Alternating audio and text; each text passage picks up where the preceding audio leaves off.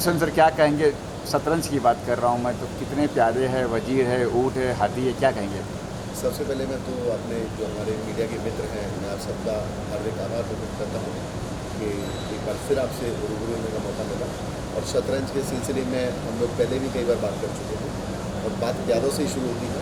तो शतरंज के जो प्यादे हैं, हर प्यादे का जैसे अलग अलग किरदार होता है, अलग अलग करैक्टर होता है, तो मेरी इस फिल्म में भी सब अपना अपना किरदार निभा रहे हैं। और सबसे खुशी की बात यह है कि the film is entire complete. सब अपना किरदार निभाने के बाद अब अपनी रियल लाइफ में लौट चुके हैं सब लोग। और हम लोग जो सिनेमा हमने एक्सपोज किया है, अब उसकी हम लोग पोस्ट की तैयारी चल रही है, पूरी एडिट स्टार्ट हो गया। एंड आई होप कि एंड हमेशा अच्छा होता है। तो इस फिल्म का जो एंड है वो बड़ा कमाल का होना चाहिए और जिसके लिए हमने इतनी मेहनत की है वो मेहनत जरूर साकार होनी चाहिए, ऐसी मेरी ईश्वर से है। ये सस्पेंस है, थ्रिलर है, किस तरह की फिल्म है ये? It's a suspense thriller film. But generally आम सस्पेंस थ्रिलर में ये होता है कि आप एक रोमांच में डूबते हैं और फिर एंड में जाके सस्पेंस खुल जाता है। मैंने कुछ थोड़ा सा जाल और महीन बुनने की कोशिश की है और इस मामले में मैं अब्बास मस्तन साहब को सम टाइम में फॉलो करने की कोशिश करता हूँ। वो जैसा जाल बुनते थे कि सस्पेंस में सस्पेंस, तो मैंने पूरी कोशिश की है कि मैं कहीं ना कहीं सस्पेंस को बहुत एक उलझा के और एक ग्रेविटी और ग्रेंजर के साथ में रख सकता हूँ। तो ऑडियंस कंफ्यूज तो नहीं होगी क्या हो रहा है पर्दे पर? ऑडियंस देखिए, ऑडियंस कंफ्यूज तो तब होती है जब कोई कंफ्यूजन आप छोड़ दें और वो बाहर आए, उसका कंफ्यूजन ही खत्म ना हो। बट मेरी फिल्म जब एंड शॉट होगा तो ऑडियंस कंफ्यूज तो बिल्कुल नहीं होगी, क्योंकि हर सस्पेंस के जब खुलेगा तो उन्हें लगेगा कि अरे वाह ये एंड है फिल्म का, बट वो एंड होगा नहीं।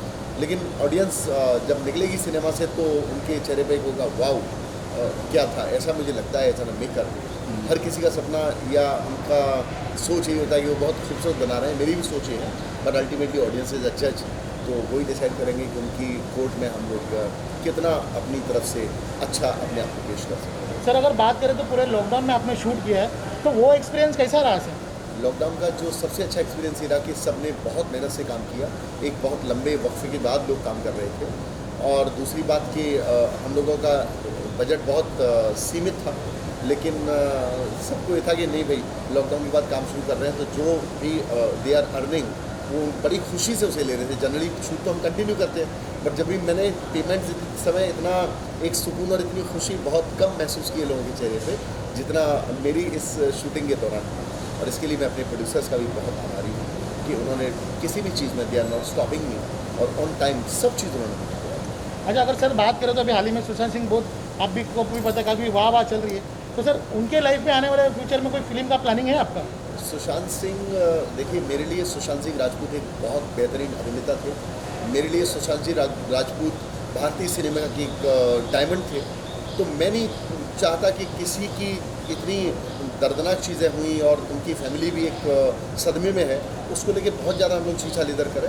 और डे फर्स्ट मेरा आप सबसे भी इंटरेक्शन हुआ था, तब भी मैंने यही कहा था कि सुशांत सिंह राजपूत के साथ ये जो भी दुर्घटना हुई, उन्हें कम से कम उनके वक्फे में उस आदमी को एक चैन की नींद सोने नहीं दीजिए।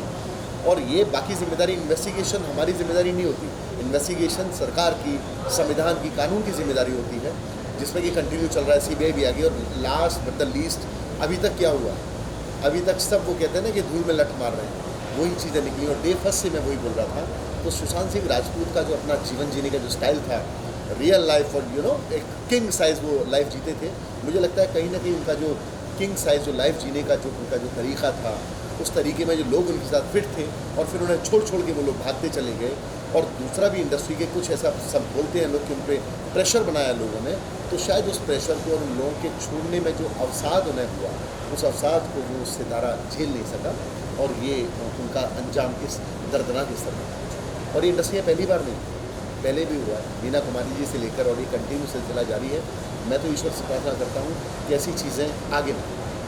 सर मेरा सवाल ये था कि सुशांत सिंह राजपूत के ऊपर फ्यूचर में आप कोई फिल्म लेके जाके बनाएंगे? मैं सुशांत सिंह राजपूत के ऊपर कोई भी कभी फिल्म नहीं बनाऊंगा, उससे मिलते जुलते सब्जेक्ट पे भी कोई फिल्म नहीं बनाऊंगा। अच्छा, इसमें कई बड़े कलाकार, शतरंज की बात कर रहा हूँ मैं, कई बड़े कलाकार है, तो कलाकारों का चयन कैसे हुआ, क्या होता है कि कलाकारों के बारे में? मेरे इंडस्ट्री में रिलेशन बहुत अच्छे हैं और जिससे नहीं भी है तो बहुत छोटी सी इंडस्ट्री है हमारी, हर कोई आपस में एक दूसरे का दोस्त होता है। तो मैंने इतना प्यार कमाया है कि जब मैं ये फिल्म की जब प्लानिंग कर रहा था, स्टोरी बना रहा था, तो स्टोरी बोर्ड पे ही मैंने आर्टिस्ट फिक्स कर दिए थे कि ये आर्टिस्ट काम करेंगे।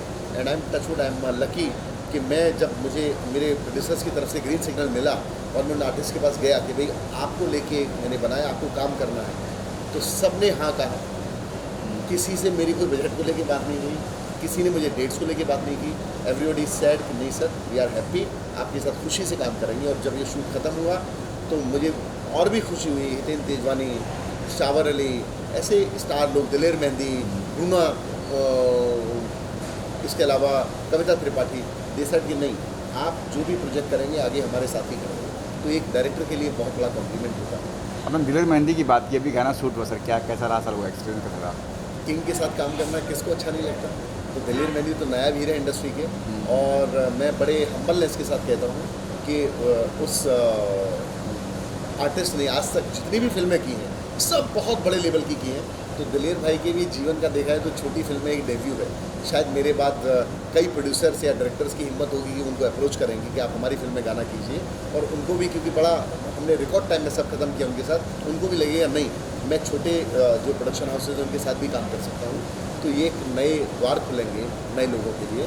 बट दिलेर भाई का इस सब के लिए मैं हृदय से शुक्रिया अदा करता हूँ। सर लॉकडाउन के बाद पैसे की काफ़ी तंगी आ गई थी, किस तरह से आपने प्रोड्यूसर को मनवाया कि चलो फिल्म करनी है? लॉकडाउन के बाद शूटिंग शुरू हुई है और काफ़ी कुछ प्रिकॉशन लेना पड़ता था, सैनिटाइजर रखो, मास्क पहनो, ये करो। कैसे कुछ प्रोड्यूसर को कुछ बर्डन तो नहीं आया ना पैसों का लेके? नहीं, प्रोड्यूसर एक्चुअली क्या होता है ना, आप डे फर्स्ट से जब एक बजट आप फिक्स करके चलते हो और बजट अगर हाइक नहीं करता आपका, आपकी जो कमिटमेंट है वो आप कमिटमेंट अगर निभाते हैं अपने प्रोड्यूसर के साथ में, तो नोबडी सेड नो। आपने एक लकीर खींच दी कि मैं इस ग्राफ में काम करूंगा एंड पीपल सेड यस, तो फिर उस ग्राफ में अगर आप काम कर देते हैं तो आपका कोई विवाद ही नहीं रहता। तो मैं हमेशा अपने करियर में मैंने कोशिश की कि मैं जो ग्राफ अपने प्रोड्यूसर्स को दूँ, मैं उस ग्राफ में काम करूँ, और अभी तक तो ये हम ग्राफ में करना चाहिए। नहीं, हमने देखा भी है कि आप बहुत फास्ट काम करते हैं और एक दिन में मतलब कोशिश करते हैं 10, 15, 20 दिन में शूटिंग ख़त्म हो जाए।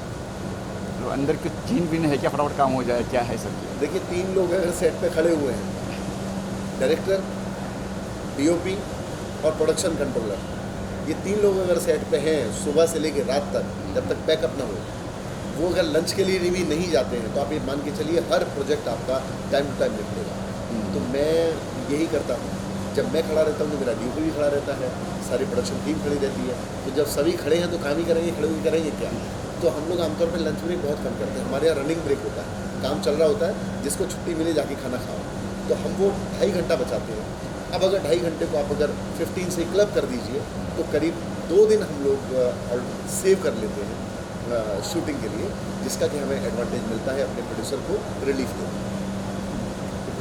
अच्छा भूषण सर, मेरा एक आखिरी सवाल है जते थे, लास्ट टाइम भी हमारी एक पिक्चर आई थी $100, तो उसका काफ़ी विवाद हुआ था। तो इस फिल्म को लेके ऐसा कुछ?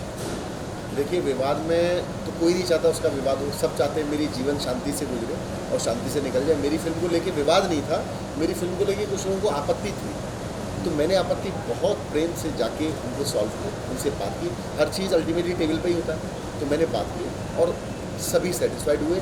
सब ने, जिनसे विवाद था, उन लोगों ने मेरी फिल्म मेरे साथ बैठ के देखी और हंसते हुए बाहर आए, जैसे कि बहुत अच्छा। तो मैं इसको भी अपने लिए रिवार्ड मानता हूँ। और ये तो सस्पेंस थ्रिलर है, इसमें कोई विवाद तो छोड़िए, कोई बात ही नहीं। सब ने इतने प्रेम से काम किया है, तो इसमें तो सिर्फ हम लोग ब्लेसिंग्स एक्सपेक्ट कर रहे हैं कि हमें सारे ऑडियंस की, सभी लोगों की यूनिट की ब्लेसिंग्स। अच्छा, अगला प्रोजेक्ट आ रहा है त्राहिमाम, उसके बारे में कुछ बताएंगे सर? त्राहिमाम मेरे बड़े, हालांकि मेरे सारे प्रोजेक्ट दिल के करीब हैं। त्राहिमाम में थोड़ा सा मैं जैसा हूँ वो मैं उसको सिनेमा पर उतारना चाहता हूँ। बड़ा हार्ड हिटिंग सब्जेक्ट है, रक्त चरित्र है। बाकी जो आपने देखा होगी और भी फिल्में जिस सिनेरियो में आई हैं, उसमें इसको बनाने की कोशिश कर रहे हैं, क्योंकि मेरा लालन पालन जो ऐसी जगह पे हुआ है। मेरी स्टडी धौलपुर हुई, मैं चगनेर का रहने वाला हूँ, आगरा ब्रिज क्षेत्र है, वहाँ पे हम लोगों ने ग्रेजुएशन किया, कॉलेज, ये लाइफ, और हमने बड़े हार्ड हिटिंग चीज़ें देखी अपने टाइम पे। अब तो समय बहुत चेंज हो गया, कहीं मोबाइल वगैरह नहीं हुआ करते थे, तो उस चीज़ को मैंने बहुत नज़दीक से देखा है। तो मुझे बड़ी खुशी है कि मैं, मेरी जो लाइफ थी उसको कहीं ना कहीं मुझे एक जो मैंने देखा अपने कॉलेज टाइम में, स्कूल टाइम में, उसमें मुझे फिल्माने का मौका मिला।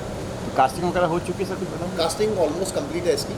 Again I am working with the Kavita Tripathi ji, और इसके अलावा बिग बॉस का जो एक बड़ा चर्चित चेहरा थी और बहुत शानदार अदाकारा भी हैं, अर्शी खान, और पंकज बैरी हैं, मुश्ताक खान हैं, आदि ईरानी हैं, मनोज भाटिया हैं। तो इस तरह का हमारे पास एक आर्टिस्टों का एक बुके है, जिसको लेके हम लोग तो कब तक प्लान है जाने का, फ्लोर पे जाने हम लोग का? 17 फरवरी से शूटिंग स्टार्ट है और 24 को ख़त्म कर देंगे उसको भी। प्लान ये है कि दिसंबर में हमारी स्वतंत्र रिलीज़ हो, जनवरी में ट्राइगन रिलीज़ हो जाए। Okay, thank you sir. Thank you so much. ठीक है सर ना, ओके ना।